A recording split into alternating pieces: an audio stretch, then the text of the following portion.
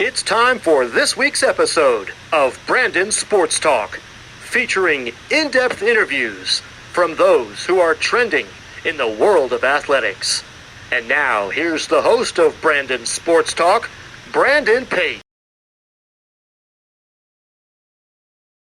Welcome back to Brandon Sports Talk. In today's episode, I have the privilege to interview the former Arizona Diamondbacks baseball player, Bryan Henry. How are you doing today?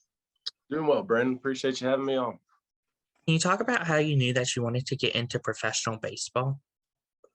I mean, it was a dream. It wasn't as a kid. It was more college first, trying to have a chance to play college baseball. And then once I got to college, it was, man, I might have a chance to play pro ball. And all of it's out of your control. So you just got to go out and do your best. And hopefully a team appreciates what you did and gives you a chance. What was your college time like at Florida State? It was awesome. It was 3 years of my life that I'll never forget. Friendships that still carry on today. I have a core group of my teammates at Florida State that we all still hang out. We all have kids that are the same age, growing up together. So, it's memories that I'll cherish forever. What was it like getting to put on that gold Florida State jersey? The Sunday Golds. I mean, that's a tradition, so every time you put those on, it's, hopefully we're going for a sweep. That's the plan, wearing them at home. It's just tradition. So it's something that you don't take for granted. And, every time, like I said, you put it on, it means something. So it's pretty cool. What was it like, obviously, getting to play with Team USA and putting on that USA jersey? That was an honor that I will, cherish forever. I still look back at that opportunity that I had, and I still have to pinch myself with walking into our first team meeting and having guys like Mike Trout and Eric Hosmer and Mike Moustakis and Chris Archer. I'm like, man, am I in the right place? Are they sure they wanted me on this team? So it was a month of the baseball that I will never forget, and I'm so grateful for that opportunity. Speaking about, obviously, you said you played with Mike Trout with the U.S. team. What was that like, playing with Mike Trout and obviously seeing where he is now with Los Angeles? It was awesome. It was a team that it was all, everybody was young. There was no 40-man guys on the team, so it was all put together before any of those guys reached the big leagues yet. So Trout was actually the youngest player on the team, and I still remember his first at bat in a scrimmage against Puerto Rico. He hit a routine ground ball to shortstop, like, pretty hard, and it was a bang bang play at first. Like, he got down the line, and the whole dugout was just looking at each other like, oh my gosh, like. And he came back in the dugout, and we were all giving him high fives just for running a hard 90. And he got down to the end, all the pitchers, and all I remember is how big his shoulders were. And I'm like, dude, this kid's a linebacker, and he just ran that fast. You knew it was going to be something special just from that at bat right there.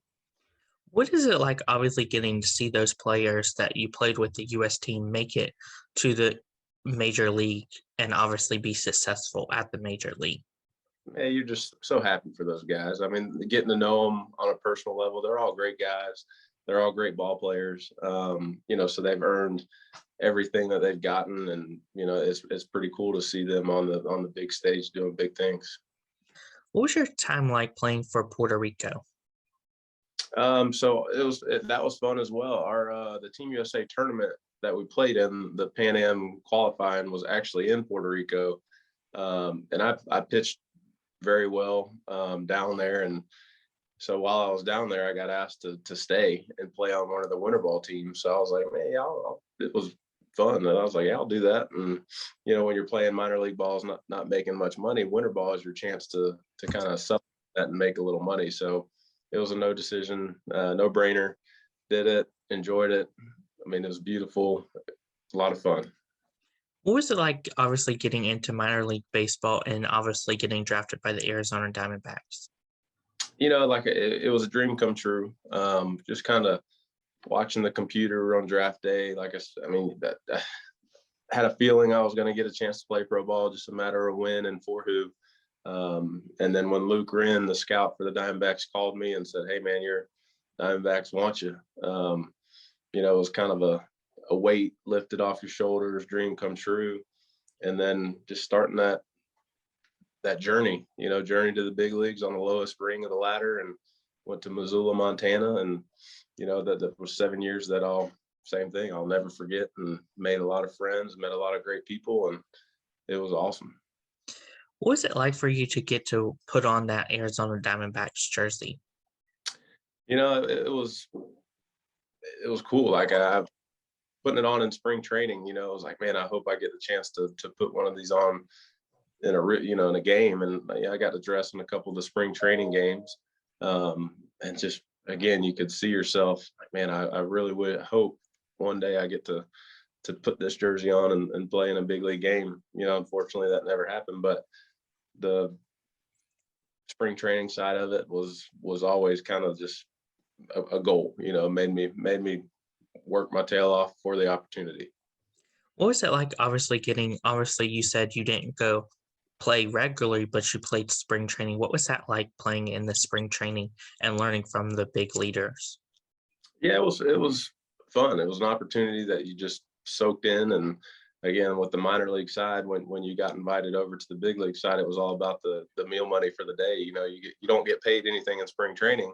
But when you go over to the big league side, you get meal money for the day. So anytime you got invited over to the big league side, it was an awesome experience to get to be around those guys. And it was even better because you got a little cash in your pocket.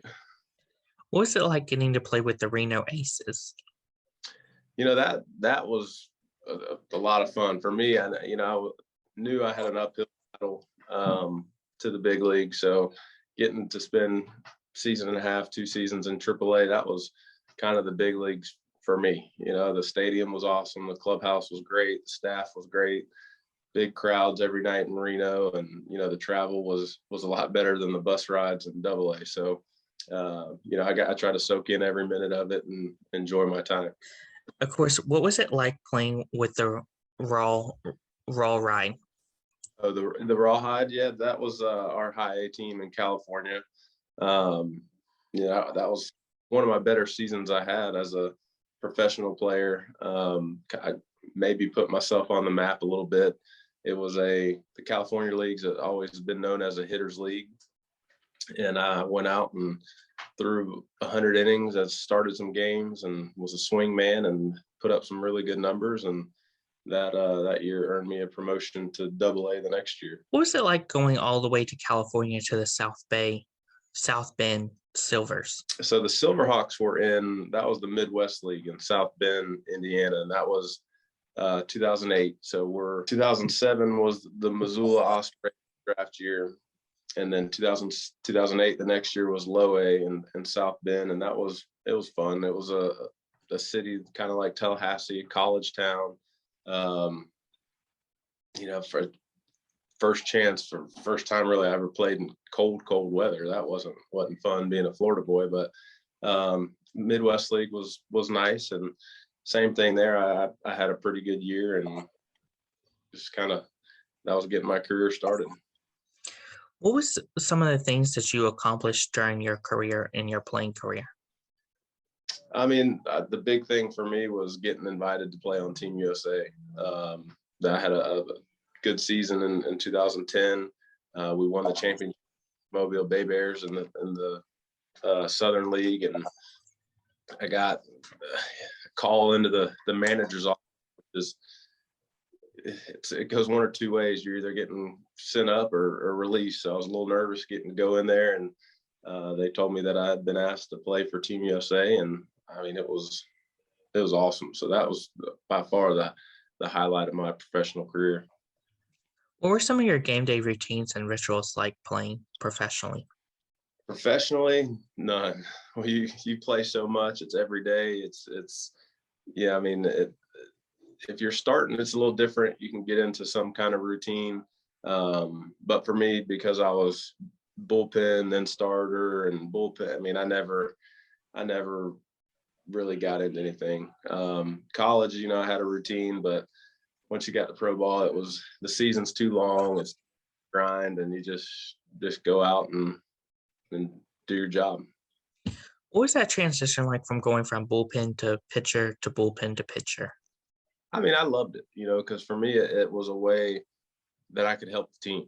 I wasn't naive. I knew my stuff wasn't as good as some of the other guys. And, so I wasn't going to sit there and say I should start or I should do that. I mean, it was, if they wanted me to pitch, didn't matter what role it was in, I was going to do it. And so it kind of kept me on my toes and, it reassured me that still kind of in their thoughts, and they had a plan for me. And so I just went out and did what they asked me to do. What was it like, obviously, once you retired to get into college coaching? I mean, it was something I knew I wanted to do. It was just a matter of if the logistics worked out. I had a couple irons in the fire, and my wife has been very supportive of my career. And I'm from Tallahassee, and she's from Tallahassee.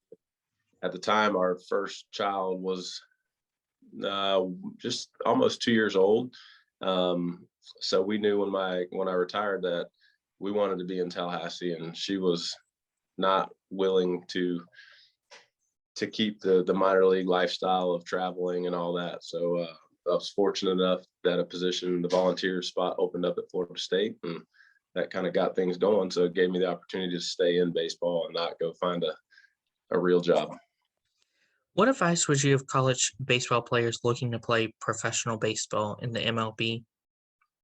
Just control what you can control, work hard. And I mean, that's one thing you really can't control. It's your play on the field will determine if you get that opportunity. So you can't really sit there and say and think, man, I'm going to play. You have to go out and do it on the field. So, I would just encourage those guys to work hard in the weight room and on the field and sharpen their skills and give it their all. That's the thing, is you don't want to look back at the end of your career and be like, man, I should have done that, or I didn't give it my best. So, you give it your best and let it all play out. What advice would you give future professional baseball players playing now? Same thing. That's better. Once you get into pro ball, it's more of a business side of things too. I mean, if you sit there and try to think about why they're making moves that they're making, and this guy's getting promoted and I'm not, and you start worrying about things you can't control, it'll shorten your career big time because you'll get so stressed out. So you just got to go out and, as long as you still have a uniform, you still have a chance. So they just go out and do your thing. What advice would you give those professional baseball players that are looking to retire and get into, obviously, college coaching or go into something else after playing? Just use the contacts that you've made. That was the big thing. Luckily, I was able to spend 7 years professionally, and I met a lot of people and saved a lot of contacts and people that I still talk to today. And so that's the thing. It's such a small fraternity. Everybody's willing to help everybody out. So, don't be afraid to reach out and network.